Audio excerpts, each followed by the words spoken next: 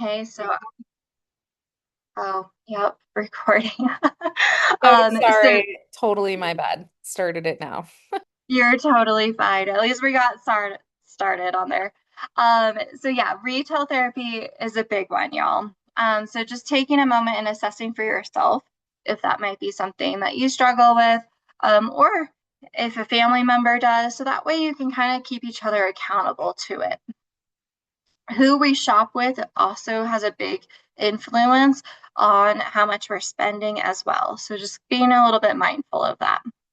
Now, unnecessary fees, that's like paying for a checking account or getting a late fee because we forgot to do something, but we had the money, we just forgot, or any other kind of silly, unnecessary fee that we can eliminate. Let's try and avoid those. And then those periodic expenses really do mess up people's budgets because they kind of forgot about them. Okay. Especially those 1 year, one off type of payments really can cause a lot of headache in a budget. Okay. I know for myself, if I didn't save up for my car registration, I couldn't come up with $350 that month. Okay.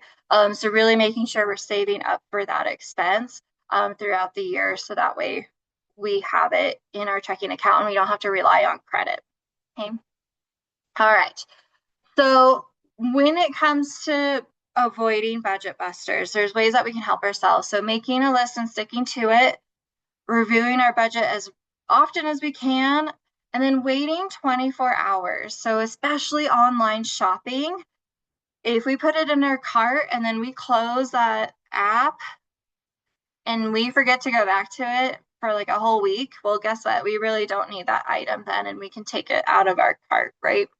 Or just incorporating our values more into our budget can help us. So if we find like we're always trying to buy something, maybe it is like music or video games or something, we can start incorporating like different ways we can have that value of like having fun at home, but just differently, or going to the library instead and renting out music and games. So finding alternatives to some of our spending can help us. And then being aware of marketing tactics is a really big one. And we'll talk a little bit further about that. And then money dates is a kind of funny little thing to think about, but really having time set aside where you talk about money and bills and like what's going on in your financial lives, whether it's just you and yourself and you're checking in on your own stuff, or with the family unit if you have combined finances, just kind of setting some time where okay, this time we're talking about finances. It can just kind of help ease everybody and that stress of doing it. All right. Now, I want to talk about buy now, pay later, just because this has become more and more popular, especially with online shopping. And this is not to shame anyone who does it or utilizes it, but it's just to be cautious of it. Okay. So 66% of users will take out a buy now, pay later loan at one time. Okay. So especially over the holiday season, this might have happened. Okay. Now, in 2024, 25% of users were late in making the payments back. Okay. That results in a lot of interest charged and late fees. Buy now, pay later programs often make it very confusing to figure out how to make that second payment on purpose. Okay. So, really, if you do use one, make sure you know and track what you owe, when, and how to actually pay it. Okay. So, really paying attention to those. They can be a great tool for folks, but again, I just want you to use caution with it and really track those expenses so you know the true amount that you're paying for that item. Okay. All right. So, when it comes to subscriptions, I would love to hear some guesses here. What do you think the average household spends on subscription services each month? So, a range from like 50 to 400. Would love some guesses in here. 100, 150, 300. I love these guesses. Okay, we're all kind of all over the place here. I love it. Okay. So the answer is 219. So some of you were a little lower, some were a little higher. No biggie. I was making you guess in the dark there. So when it comes to subscription services, this is just a caution again, with similar to the buy now, pay later, is just to be aware of how much you're subscribing to and if you're using them. Okay. So the average number of subscriptions per consumer is eight. Well, a little bit more than eight. But eight services. Okay. So whether that's all eight television stuff or maybe it's a little bit of a mixture of a bunch of stuff. Um, and then a lot of folks will say it's easy to forget about a monthly subscription that they had, that they no longer use it, but they continue to pay for it. Okay. So I want you to go through all of your subscriptions later this week. You don't have to do it now, but go through them and see, are you using all of those subscription services? If so, awesome. Just build it into your budget if you haven't already. And if you're not, then it's time to cut those. Okay, so canceling them. They passed a law, so you have to be able to cancel it however you signed up for it. So if you signed up for it online, you're supposed to be able to cancel it online. So it has made things easier to cancel because for a while some of them were really difficult to cancel. But go through your subscription services, see what you have. And again, it's not shaming anyone that has more than eight. It's just to make sure that we're actually using all of them. Okay. I know in my household we have a couple TV ones right now because of the Olympics. I'm a big Olympic person, so I had to get Peacock. I didn't have to, but I was like, I felt like I needed it in my soul, so I made it work. But I know as soon as the Olympics are done, I'm canceling it because I won't use that app. Okay. So just being mindful of what we're signing up for and what, and then making sure we do indeed cancel things when we're no longer using them. All right. Let's kind of move a little bit into keeping track. All right. This is where consistency and organization is going to come into play. Okay, especially with budgeting. We need a way to go back and look at our budget, see if we're sticking on track to it or not. So it can be an app, or logging into like your financial institution and seeing if they have a budgeting tool.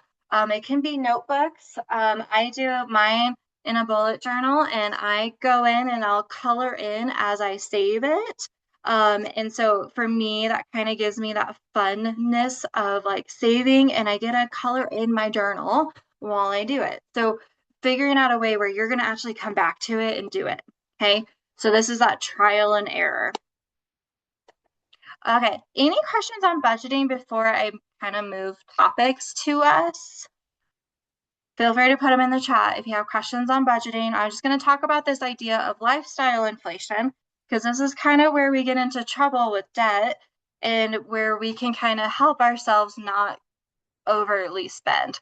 So this lifestyle inflation is the idea that we are living paycheck to paycheck.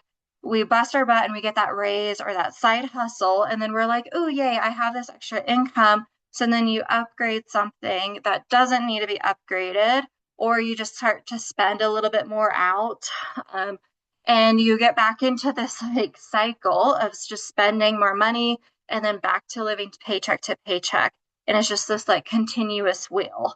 So if you're living somewhere comfortably, you're comfortable where you're at, and you do get that nice raise or a bonus or that side hustle, put that extra money towards savings. So then you can build up a big, nice down payment for something and not overly extend your new commitment to that car or to that new house. You've saved that money instead. So that's just my cautionary tale, is kind of save for the future when you do get that raise if you're living somewhere comfortably. Now, if you were driving, a clunker and you got that raise, have some savings, then yes, please get that new car or whatever safer mode of transportation for yourself, spending that extra money. Okay. So not saying don't ever upgrade stuff, just do it when you can. Does that make sense? I hope. Did we get a question? Yeah, we do have a question in the chat about sinking funds. So I'll just read it to you. Can you talk more about naming your sinking funds accounts with Ent? Can you have as many folders or accounts of money as you want? Do you have to pay for each of those accounts? Great question. So yes, with Ent, we can have 13 different shares within our account. So those can go, we can name them whatever we want to. Um, Make sure you do have the no strings checking account, and the savings you should never have to pay for. But if you're doing checking accounts, just make sure they're the no strings checking accounts. Those are completely free. Most everyone has them. There's like a few on the side that don't. And so, yes, you can have a bunch of sub accounts where you name them, you can transfer money. Oh, yeah, like this person said, they have it for their kiddo and they can easily transfer between all the different accounts. So, yes, you can have 13 checking and 13 savings if you would like. So, it makes it very easy for you to compartmentalize all of your savings. So, definitely a great way. And like I was saying, with that emotional connection, rename them, nickname them, you know, whatever your savings goals are. Um, and yeah, if you have like kiddo accounts under you, you can absolutely do that too. Yeah, it should be the no strings checking is what most everyone has at end. I don't even think we have any of the paid checking accounts anymore. So everyone should be free, but don't 100% quote me on that in case there's a product I'm not familiar with. I don't work in the service center, so I will be totally honest with you. I don't always know every single product we have, but I can get the answers for you guys. But all right. Keep your questions coming in if you have questions. But we're just going to kind of move into this idea of paycheck to paycheck. So this is where we spend all of our money from one paycheck before even receiving the next paycheck. Okay. So it's where we're really strapped for cash and it's just making it feel like we're kind of in that hamster wheel of just like going nowhere. So some ways that we can help ourselves is just recognizing that we're not alone in that. 48% of Americans live paycheck to paycheck. And what's crazy is that's 48% over that $100,000 amount. So we can probably imagine, that 67% is more likely, right? Of just that feeling of living paycheck to paycheck. And I hope by giving percentages, it doesn't make you feel overwhelmed, but makes you feel at least like a little bit more like, okay, I'm not alone in this, but how do we make it better, right? So there are some ways that we can help ourselves if we're in this situation. And that's just kind of knowing that we're in a current spending cycle of get paid, pay the bills that are due, scramble with whatever's left over, if there's anything left over, and borrow to cover any other expenses. So with this one, it can be very hard to even save for what's next. And when I was talking about 20% going to savings, that can feel really unrealistic for a lot of folks. So what we can do to kind of help ourselves is figuring out our cash flow. So if we can figure out our cash flow, there might be some ways that we might be able to tweak it, even if it's just short term, where we are kind of utilizing that reverse budgeting strategy, okay? So this is where we have our cash flow be income minus our expenses.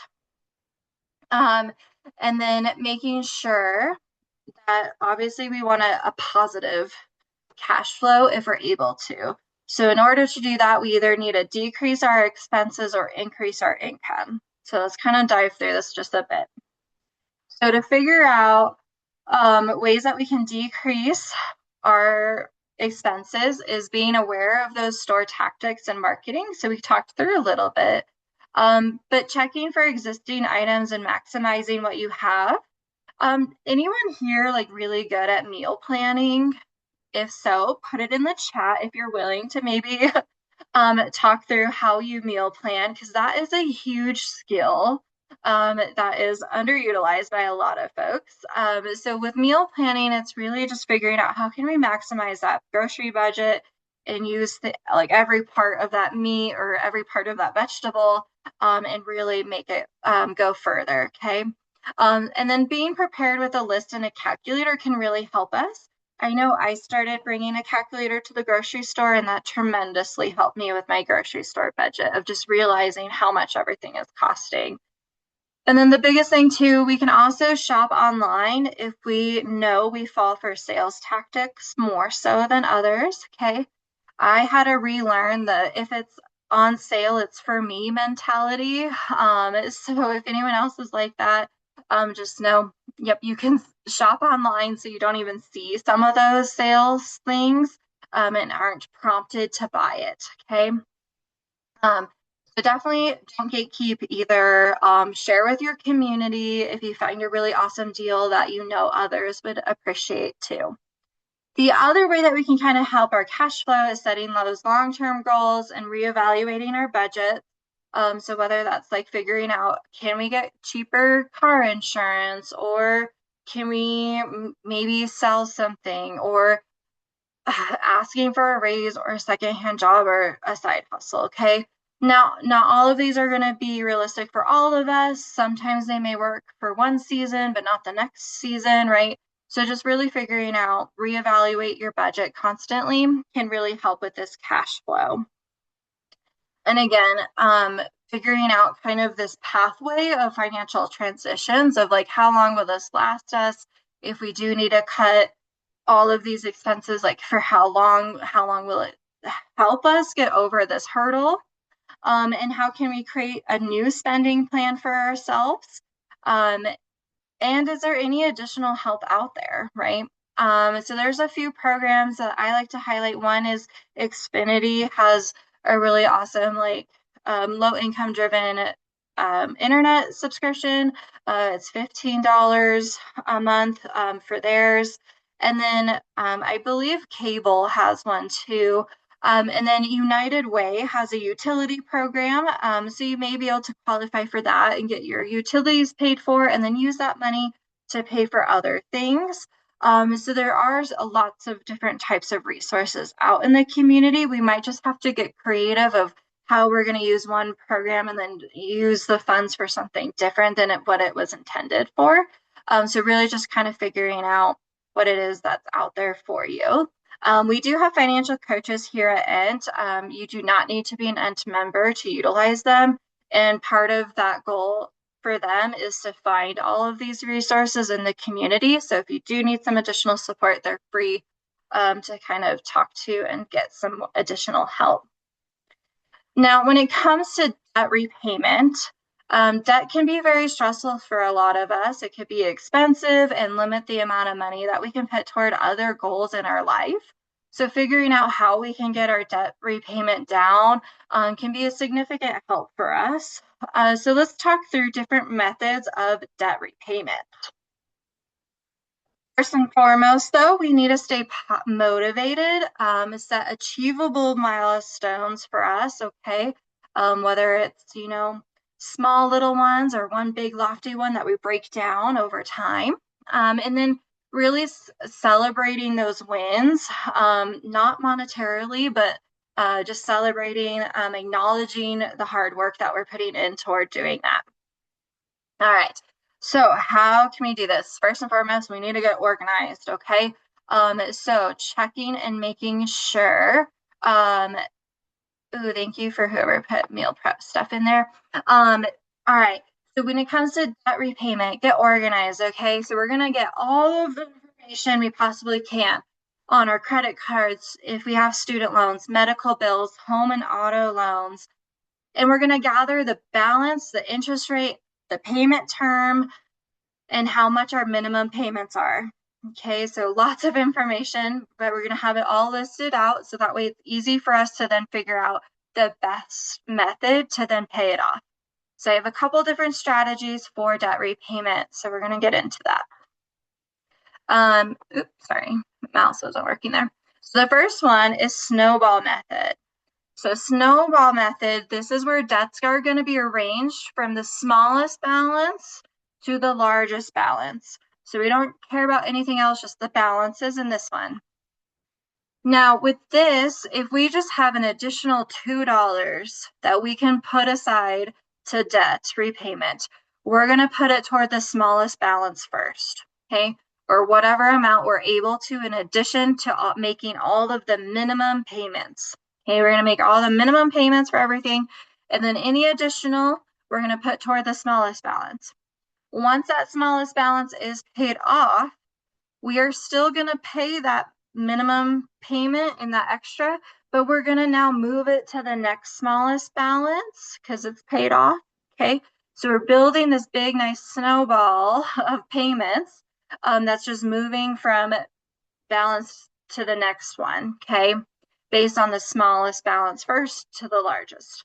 With this one, what's nice is we get that nice confidence boost of like, yes, I'm making progress with my debt repayment. I got this one off of my plate. Okay.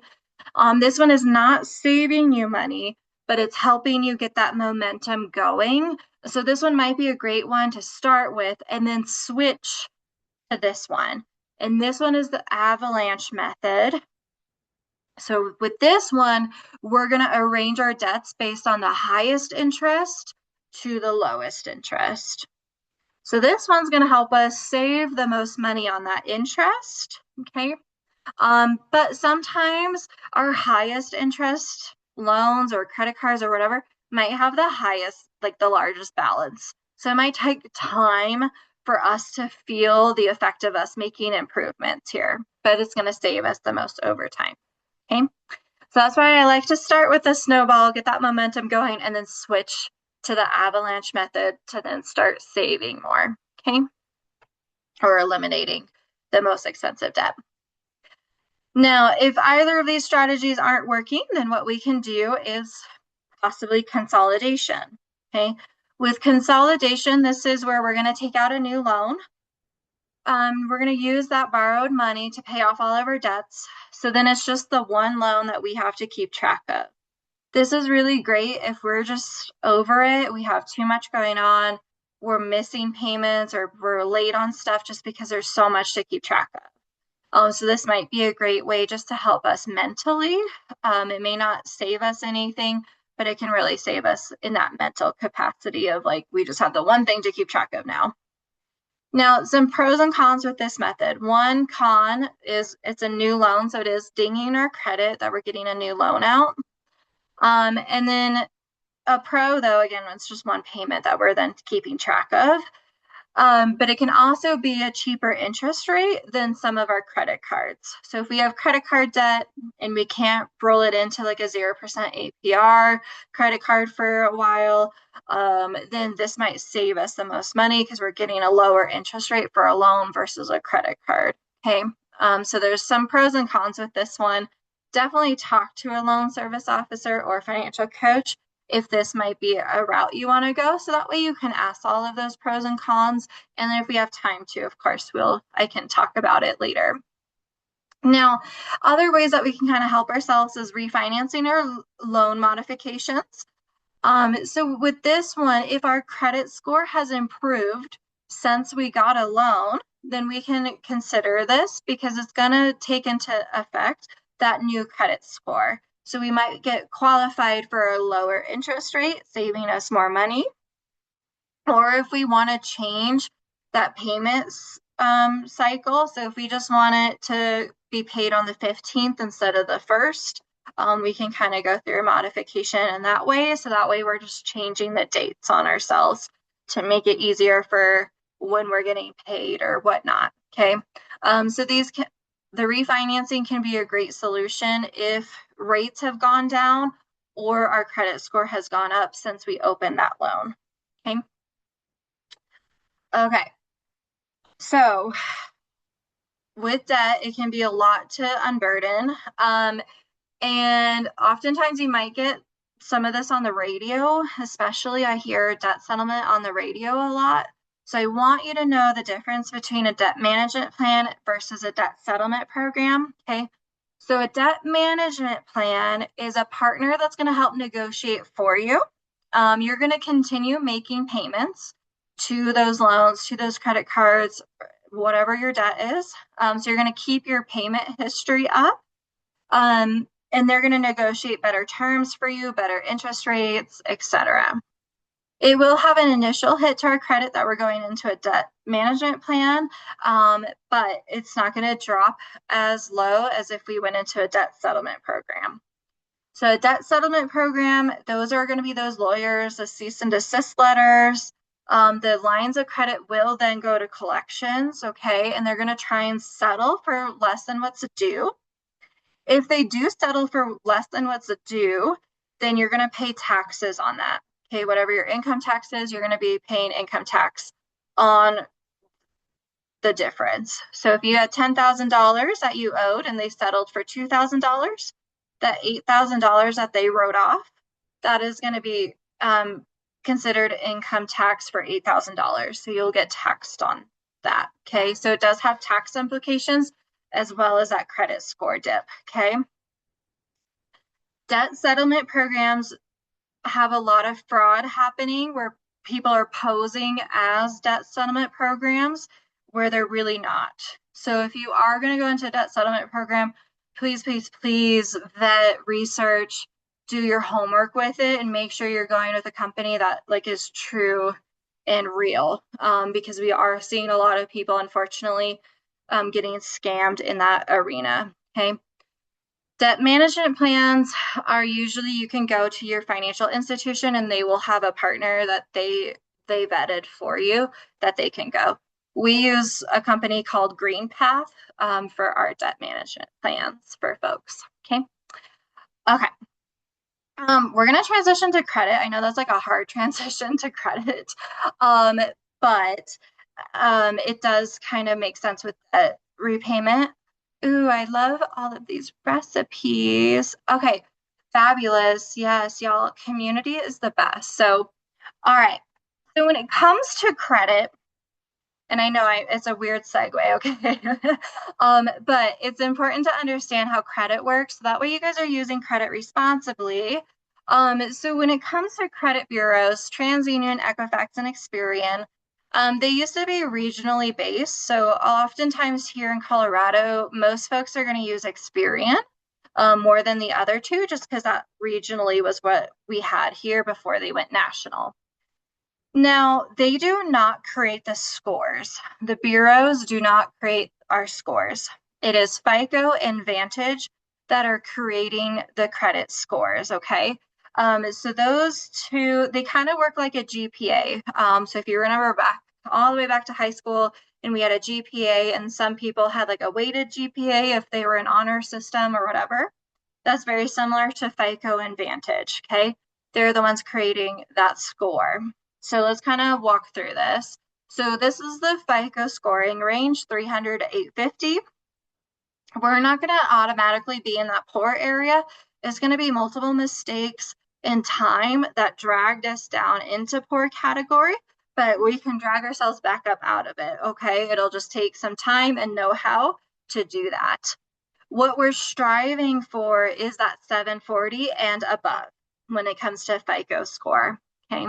So 740 and above will get us the best market rate available to us, whatever rates are good at the time, okay? Now, 580 is kind of that cutoff for a lot of financial institutions where you'll stop getting approved for stuff. And if you do, it's going to be very, very high interest. So Vantage scoring model is very similar. They're newer. So they saw what FICO did and they're like, why do you have very good and excellent when there is no difference? So they took out the very good and they just made it good. And then you move into excellent category, okay? So with Vantage score, you're striving for 780 and above. Anything above 780 is just considered a like extra credit, okay? It's important to know more the range that you fall in rather than your number, okay? The number can change every day, but your range typically doesn't change overnight. It's going to take a couple of months to move into a different range. So let's talk about how they get these numbers, okay? So with FICO scoring model, they break it into these 5 categories, and this is how they come up with your 3-digit number. So 35% is our payment history. Okay, so payment history is super important because at the end of the day, they just want to make sure, are you paying your bills? Okay, because they just want their money back. So 35% is payment history, and then 30% toward utilization, and then length of credit and mix of credit and new credit. Well, Vantage is a little different. Okay, they care even more about your payment history. So they have 41% at payment history. That's just how important it is to make sure our bills are paid on time. And then they have age and mix of credit and utilization, both at 20%, and then new credit and balance and available credit. And so we'll talk through this just a little bit here of exactly what these mean. So payment history. So again, FICO and Vantage both weigh this the heaviest. So it's just making on-time payments. So every time we make an on-time payment, it's going to boost our credit score. A late payment is going to have the greatest effect on our credit score. Okay, so it can affect our credit score up to 35% in FICO or up to 41% in Vantage. The type of payment does matter. So a loan will always be weighted heavier than a credit card.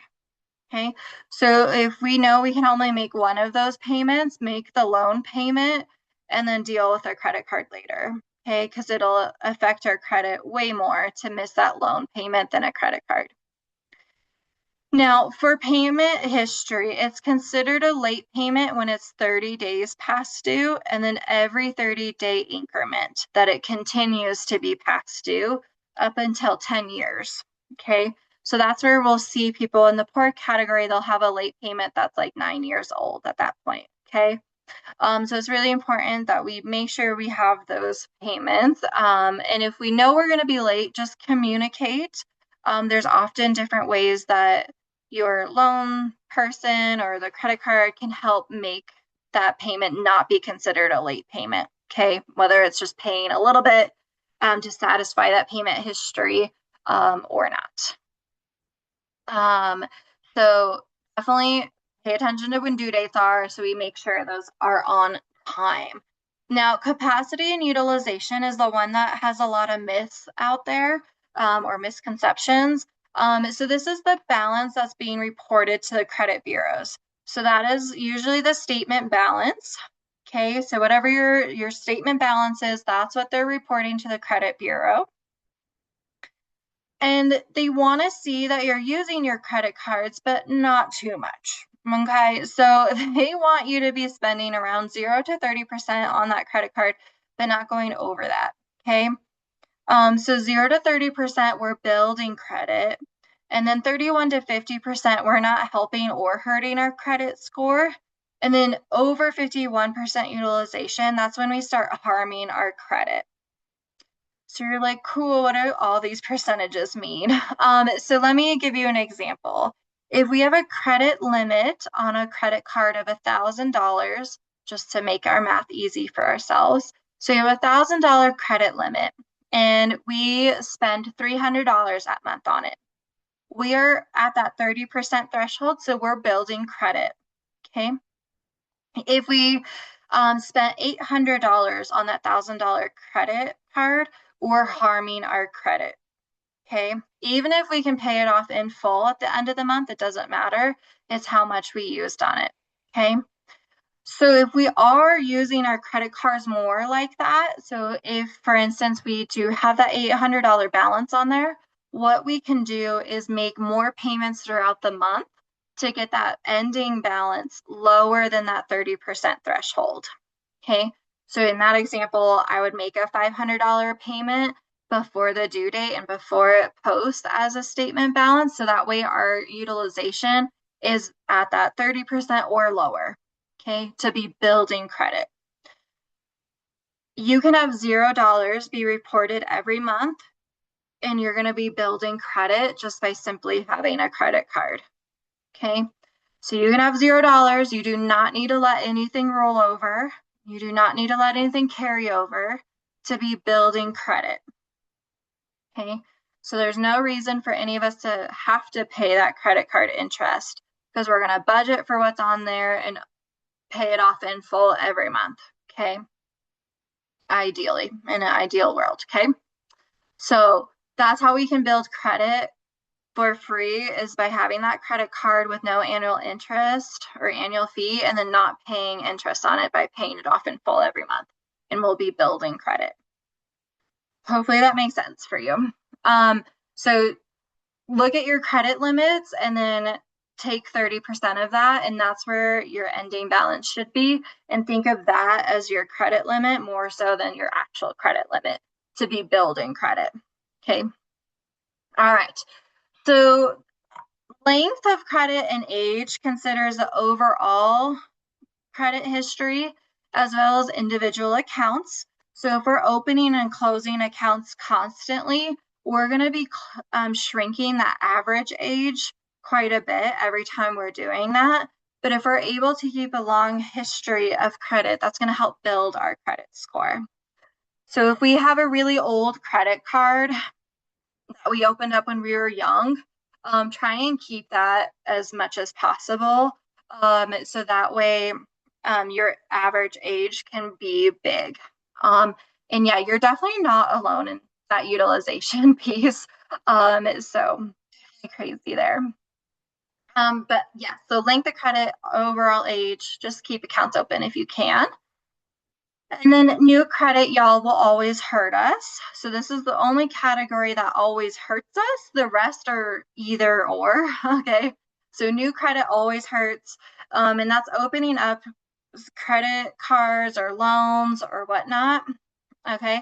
And if we open up a bunch in a short amount of time, that's kind of like a red flag for them because they're like, wait, why all of a sudden do you need all of this credit available to you?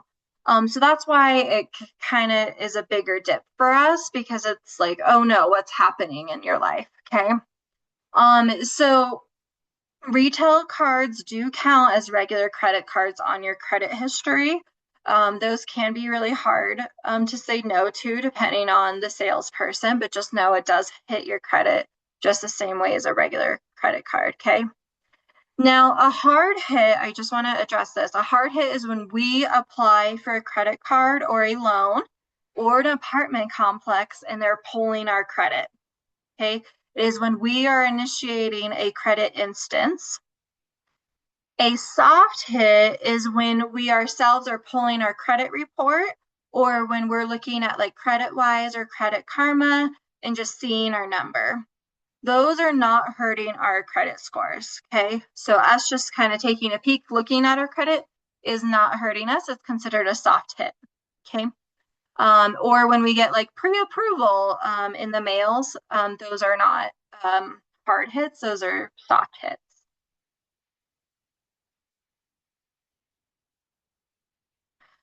Ooh, okay.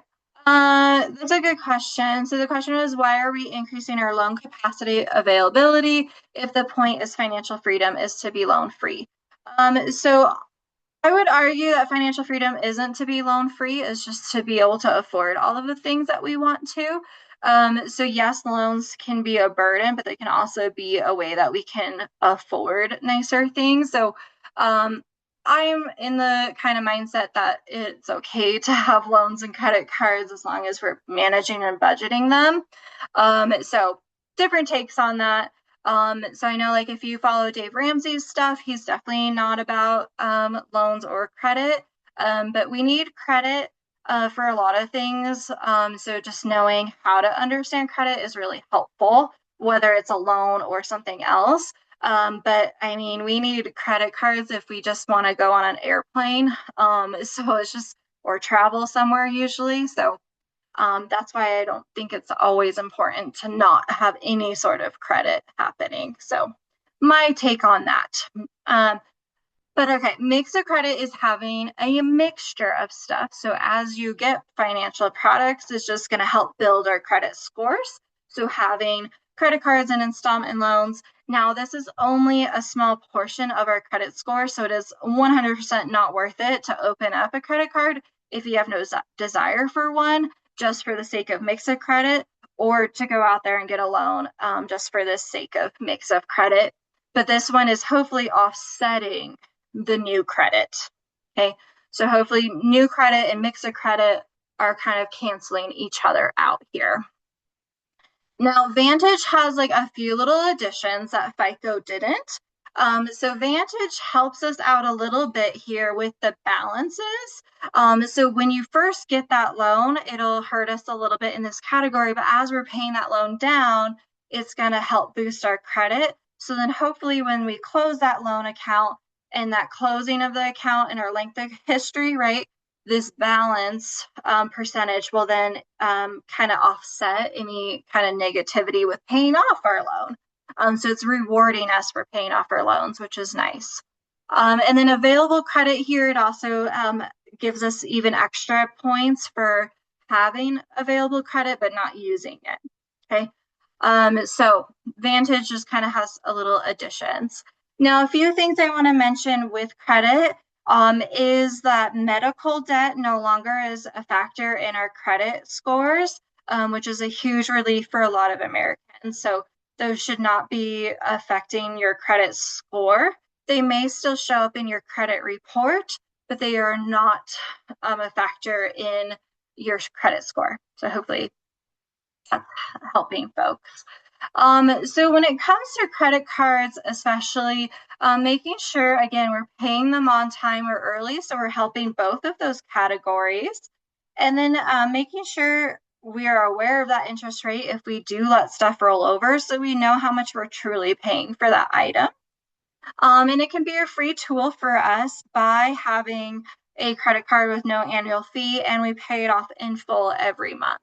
Okay, so that way we never pay interest. Now, some folks, if they do need help building credit, one way that you can do that is with secured credit. So that's where you're going to front the money and put, $500 down, and then you'll get a line of credit for $500. And then you'll be able to build credit by just putting like your Netflix subscription on there and paying it every month. And then after like 6 months to a year, your credit score should dramatically increase. And that way you can get approved for that loan or that credit card that you do need or want, or get approved for that apartment complex that requires that credit score.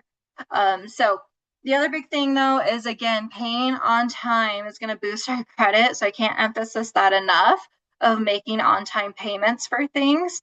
If we make those late payments, those will get recorded. Okay, so apartment complexes, phone bills, utilities, they don't record the good payments we make, but they for sure will record any missed payments. Okay, so just making sure we're making payments on time.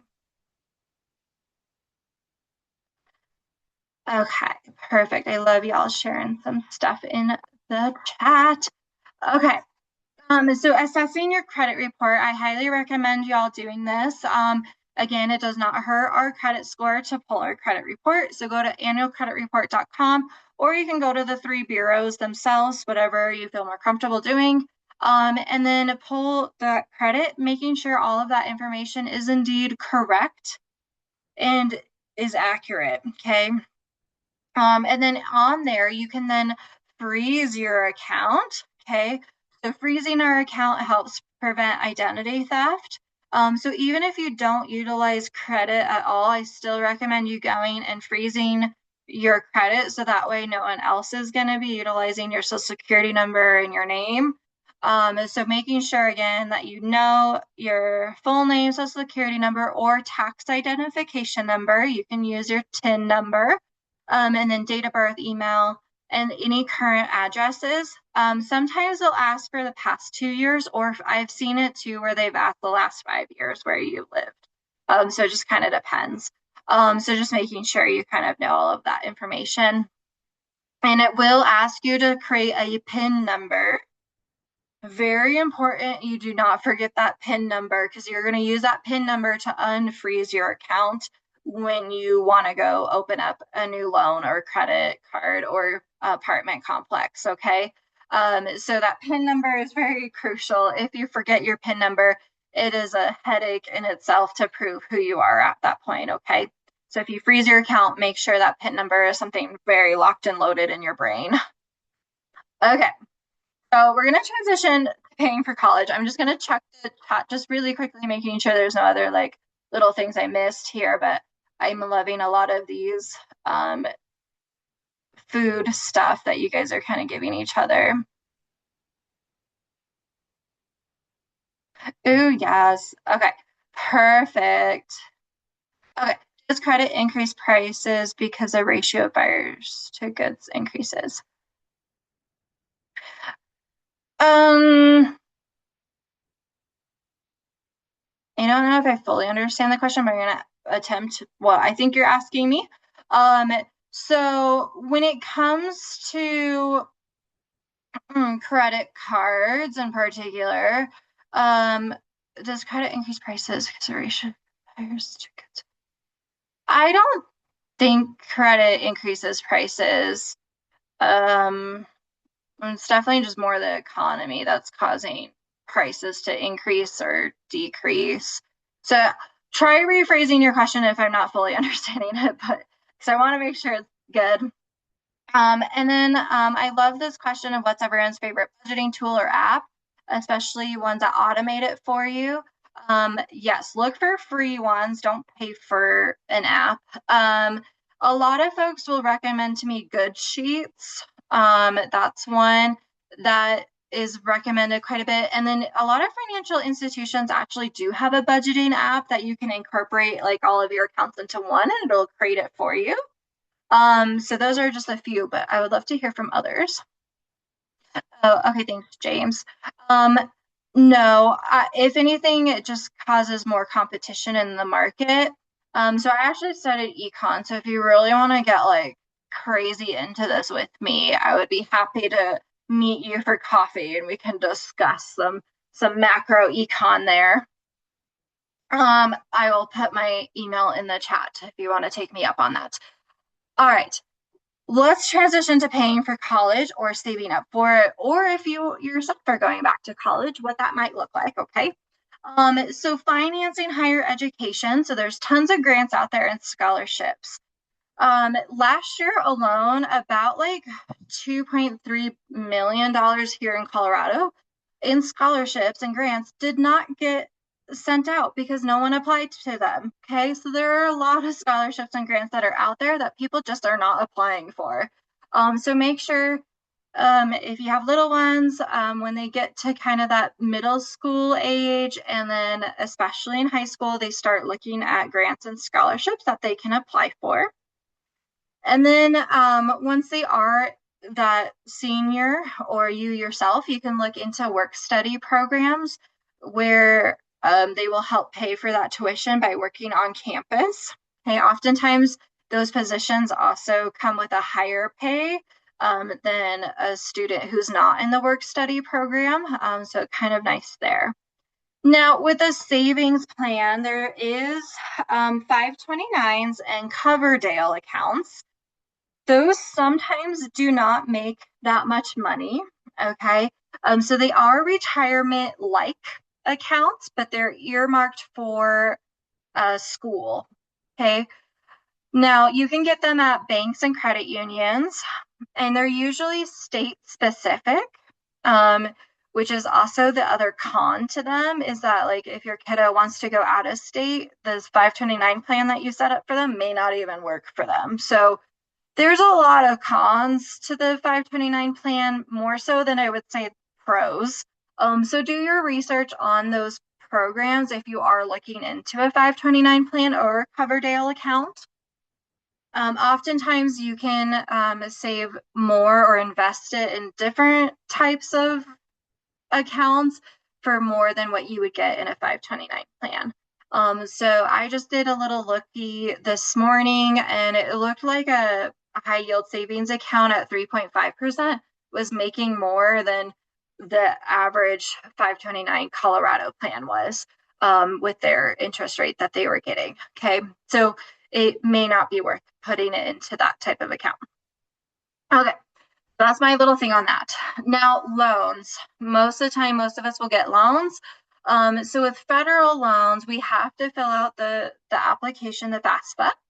And then the annual rates are set by the government, and then there's borrowing limits for it. So usually capped at about 6,000 per semester. What's nice about it is there currently there's repayment and loan forgiveness stuff.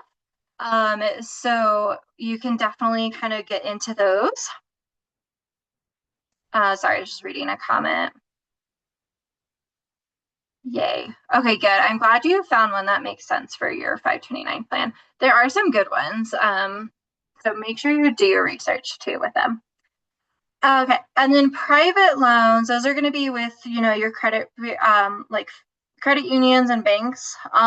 They're going to be credit based, but there's no limit to them. So you can take out as much as or as little as you need to cover any remaining factors. Now, let's talk a little bit more through that FAFSA. So that is that free application for federal student aid. We have to submit one for each year. Okay, so every year the student has to do it. The deadline currently is set at June 30th of every year. Okay, most colleges are going to have a due date though for priority students to be March 15th-ish. Okay, that way they can then send out their scholarship package as well. Okay, so even though it's June deadline, I would get it in as soon as you possibly can. So that way you're hitting those priority deadlines for the school's scholarships. Okay. So usually those again are in March. Now, when it comes to those direct loans, those are going to be subsidized or unsubsidized. And then you can qualify for a parent or grad plus loan. And then there are some previous programs, so your kiddos won't have them, but you guys might have them if you did go to school and get loans with these. But with these direct loans, again, the subsidized means that there's going to be no interest on that loan while the student is still in school. And then unsubsidized, the interest will be occurring throughout the 4 years, 5 years, however long it takes them to graduate. Okay, so the subsidized, if they're available to them, make sure you max out those. So again, at least you're not paying interest while the student is in school.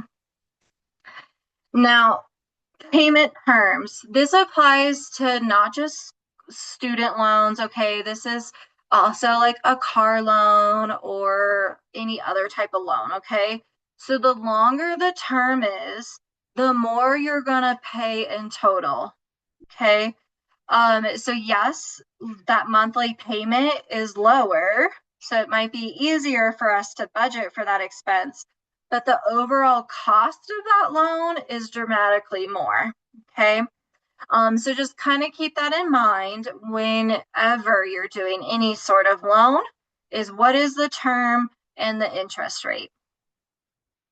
That's why when you go to the dealership, never, ever, ever tell them what you want your monthly payment to be, because they can make it happen by either extending the term or messing with that interest rate. Okay. So don't tell dealerships what your monthly payment is. Okay.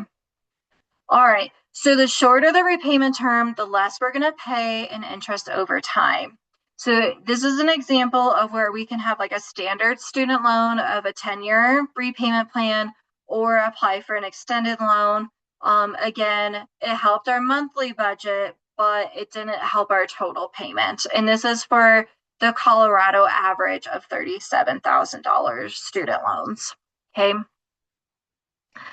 All right. So when it comes to graduations too, there's a little bit more.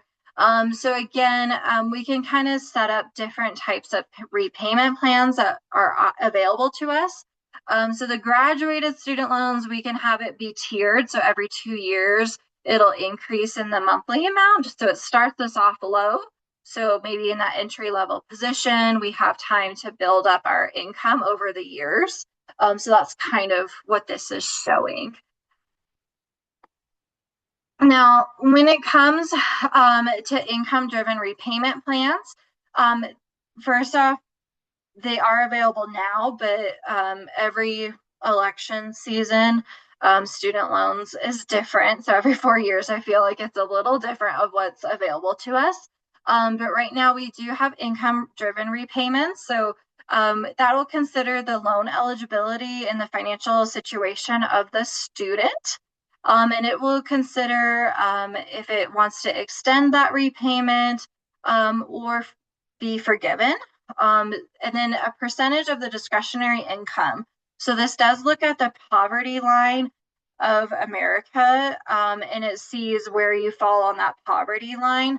So in some areas, that's really not fair because our cost of living is more than other places. So that's just one thing to be kind of mindful of too, is that these income driven repayment plans are not always the most fair. But it is what we have available to us. But again, selecting the right repayment plan for you or your student can kind of look at like what is affordable for them monthly. We're considering that full term and the total amount paid. And then trying to figure out, is there any program qualification requirements? Like, do they have to be in a certain industry or whatever you can? And then paying off early always will save money. So it's always a good idea if they're able to, while they're in school, to start making payments while they're still in school to their student loan to lessen the principal amount, again, kind of saving them more money over time if they're not eligible for the Pell grants and the other grants and scholarships. So I do want to talk about forbearance and deferment in case it kind of applies to anybody. So forbearance means that we applied and we asked for a time where we're not paying that loan, or the government will tell us we're in a forbearance era. So that's where we're granted up to 12 months of not paying, and they will incur interest, but there's no penalty to not making those payments for those 12 years. Now, deferment is another way that we can kind of offset it. Usually deferment is going to be like we're going back to school or a medical thing happened. And then interest will occur depending on the loan type. So whether it was subsidized or unsubsidized. And all of these are all those federal loans that we got through the school, not through a bank or credit union. Okay. Now, defaulting on a loan. So this is with any loan, not just student loans. So defaulting means that you missed a payment or two or three. Okay. For student loans, it's missing one payment, and you're going to default on it. Okay. So your credit score is going to dramatically drop because you missed that payment. And then that loan will be due in full. Okay. So that could be a huge financial burden. And it could result in wage being garnished, okay, and other legal actions that they can take to get that money, okay. So to kind of avoid that happening, went too far, is we can pay it off in full, but if we were in that situation, we probably wouldn't have defaulted anyway. So that's when we can really look at consolidation. So really opening up a new loan, paying this off, and figuring it out, or applying for rehabilitation. So that's where you're going to tell them, like, no, I can make these payments. Like, this is how I'm going to do it. And then making sure we're never late on those payments, because as soon as we are, it will default again and they won't let us do rehabilitation. And then settlements are the next kind of step that we could take to escape default, trying to see if we can just settle for a little bit less than what's due. Okay. All right. So for credit scores, if you need help with figuring out your credit, or if you have a question on if you close a loan or open something, we do have a tool for you. Again, this does not hurt your credit, but I'm going to leave this up here. And then with that, I want to just check our chat and make sure we're doing okay with chats, and then turn it back over. Yay, yes, you got the percentages for this year. Yep, those are pretty accurate. Let's see. Yay. Yeah, thanks for plopping that in there for people. Again, uh, students will get loans for more than what they owe. So it's important for them to recognize like, do they need all of that extra money or not? And really talking through with your student of like when that's appropriate to do. If they need to pay for like housing or something with that student loan, then yes, that's okay to get more than what that tuition amount is, or really talking through kind of all of their other ways that they could pay for other things. Um, so yeah, thanks for answering that question. I don't see any other questions necessarily. But make sure you guys go through these and save some of those recipes that you guys were sharing. That's pretty awesome. If you guys do have Uh, other questions, now would be a great time to drop them in the chat for Laura. yes. I'm actually gonna stop. Wait, let me make sure I don't have any other slides. Oh, um, sorry, that was financial coaching. This will be my last slide and what I'll leave you with. So we do have financial coaches. They are open to anyone in the community. You do not need to be an ENT member to utilize our financial coaches. So they can help walk through budgeting, credit, debt repayment, especially. And again, they're completely free. They won't talk to you about products unless you ask them about stuff, but it's purely educational, very similar to like what I did, where it's educational based. Okay. So they can help you walk through all of this. I'm gonna put my email in the chat too, just in case anyone needs it or wants it for anything.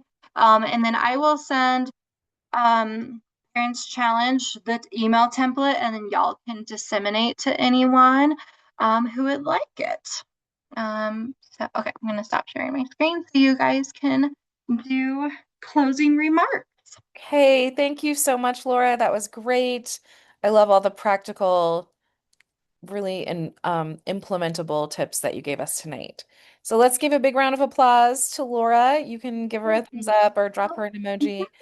As always, team, we want your feedback. So the link I'm dropping right now for your session feedback right here.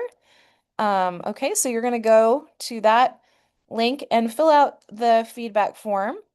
And I'm going to give you 3 to 5 minutes here to complete that. And then Jen is going to announce our gift card winners for tonight.